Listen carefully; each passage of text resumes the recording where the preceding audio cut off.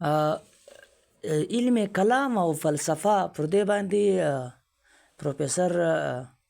حنیف خلیل ډیر مجلسونه کړي دي او ډیر زیات پر دې باندې سټډي سرکلز کړي دي او ډیر زیات پر دې لیکونه هم سوي دي چې یعنی فلسفه څه ده او علم کلام څه دی. ډیر خلک چې دي ته اوسه پورې د دې فرق نسي کولای، د دې ترمنځ تفاوت نسي کولای او پیچا نسي کولای چې یاره آیا فلسفه چې ده دا علم کلام دی او که علم کلام چې دی دا فلسفه ده. مو ډیرو خلکو په ډیر ښایسته انداز واضح کړي دي او ډیر خلکو بیا دا خلک میکس سره بیان کړي دي، یعنی د علم کلام و سړي ته فلسفر ویلی دی او فلسفر بیا کم سړی چې فلسفه راوړي هغه بیا سره جلا کړي نه دي، نو دا چې دی دا بیا ډیر زیات کنفیوژن کریټ کړی دی د فلسفه او د علم کلام. نو موږ به ساده خبره وکړو چې فلسفه چې دا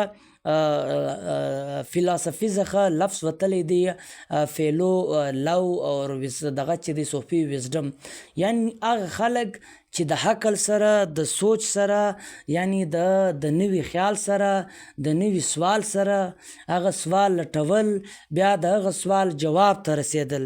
په یعنی نوی خیال راړل، نوی شی راړل، په خپلو مشاهداتو، په خپلو تجرباتو، پر خپل ریشنل اپروچ باندې یو نوی شی راړل، پر هغه نوی شي یو سوال پورته کول، هغه سوال بیا چې دی بیا ریزلټ ته رسول، دا دغه دی. لکه اوس په ساده خبره به موږ دا وکړو چې سقراط چې و هغه 300 BC کې چې و د یونان ډیر مشهوره فلسفر دی چې د فلسفرانو په هغه مین دغه کې حساب الکږي، د ډیره ساده خبره کړې ده چې دا ویلې د له یو سړي سوال کوي چې نیکي چیش دی ورچیو چیش دی، هغه به ورته ویلی چې نیکي دا د نیک کام کول، نیک کار کول،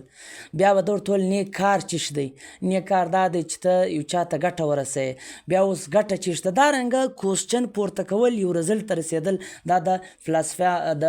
فلسفرز کار و. لکه بریټن رسل چې دی ویسټرن فلسفي باندې ډیر زیات کار کړی دی، دا یې راوړې ده او پر دا یې خبره کړې ده، په دا کې هر فلسفي چې دی هغه خپل کار کړی دی، فلسفي یې راوړې ده. نو موږ دا خبره کوو چې دا فلسفه چې دا نوی سوچ، نوی خیال،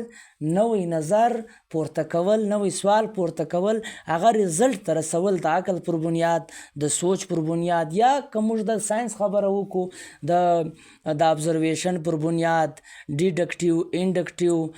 ایکسپیرنس، ډیډکټیو انډکټیو د لارې، یا د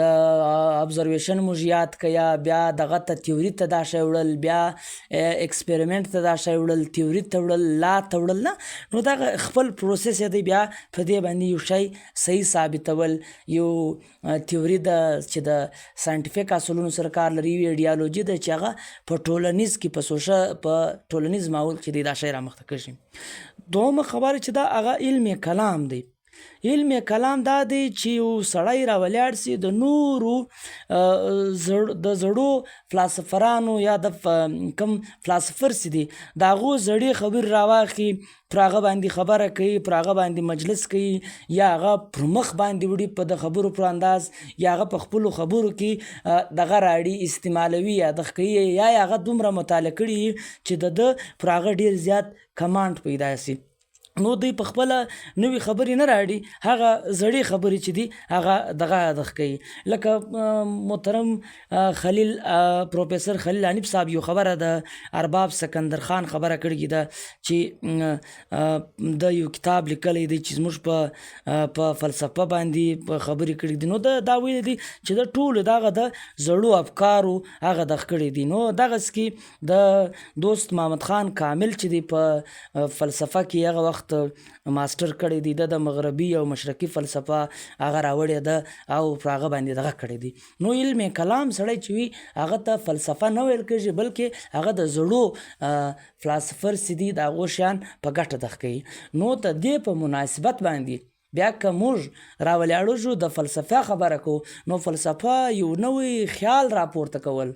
یو نوی سوچ راپورته کول. اوس په دا کې ډېر زیات خلک فرق نشي کولی. یعنی علم کلام د زړو کم خلک چې تر سوي دي فلسفه چې ده د هغه خبرو په خپل انداز کې راوړل، په خبرو کې راوړل، په لیک کې راوړل، په هر شي کې د حالاتو مطابق خپل شیان راوړل. لیکن فلسفه دا نه ده. فلسفه یو نوی شی دی، یو نوی سوال دی، یو نوی شیان څېړلو ته د فلسفه نوم ورکول کېږي. کور مو ودان، ډېره مننه.